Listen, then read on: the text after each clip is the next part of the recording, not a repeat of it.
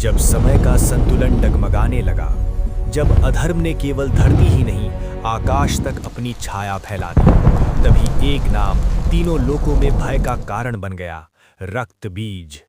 रक्तबीज केवल बलवान ही नहीं था, वो अत्यंत धैर्यवान और चतुर भी था।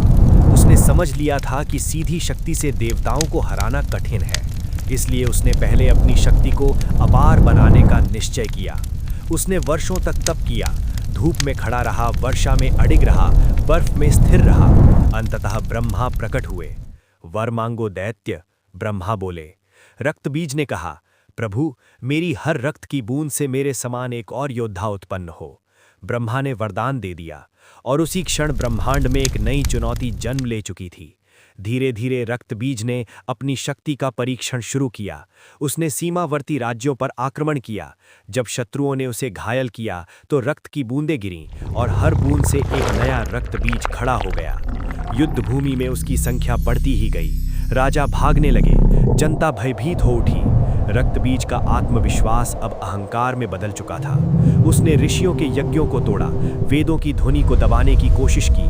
उसने घोषणा की, अब कोई देवता, कोई धर्म, कोई नियम नहीं चलेगा, केवल मेरा आदेश चलेगा। फिर उसकी दृष्टि स्वर्ग पर पड़ी। स्वर्ग, जहां इंद्र का शासन था, जहां देवगण निवास करते थे, जहां अमृत की सुगंध बहती थी। रक्तबीज ने अपनी विशाल सेना के साथ स्वर्ग पर चढ़ाई कर दी। देवराज इंद्र ने वज्र उठाया, अग्नि, वरुण, वायु सब ने मिलकर युद्ध किया। पर जैसे ही वज्र रक्तबीज के शरीर से टकराया, रक्त फूटा और हर रक्त से एक नया दैत्य जन्म लेता गया। स्वर्ग का आकाश रक्त वर्ण हो गया।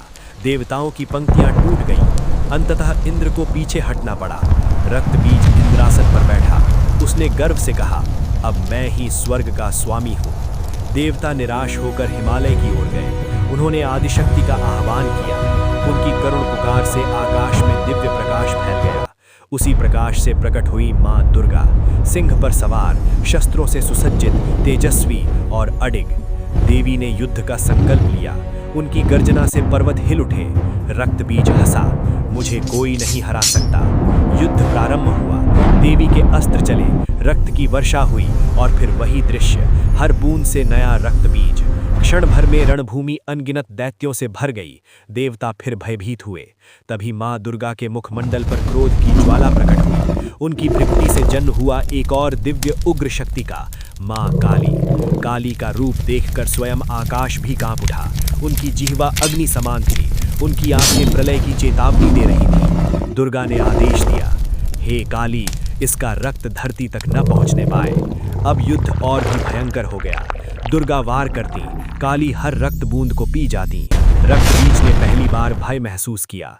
उसने और तीव्र आक्रमण किए, स्वयं को घायल किया, पर अब उसका वरदान उसके साथ नहीं था। हर बूंद काली के खप्पर में समा रही थी। उसकी सेना घटने लगी। उसका गर्व चूर होने लगा। उसकी गर्जना अब विनती में बदलने लगी। उसकी शक्ति क्षीण होती गई। अंततः देवी दुर्गा ने अपने त्रिशूल से अंतिम प्रहार किया। उसी क्षण काली ने उसकी अंतिम रक्तधारा भी पी ली। रक्तबीज धरती पर गिर पड़ा। उसका अंत हो चुका था। स्वर्ग में फिर से प्रकाश फैल गया।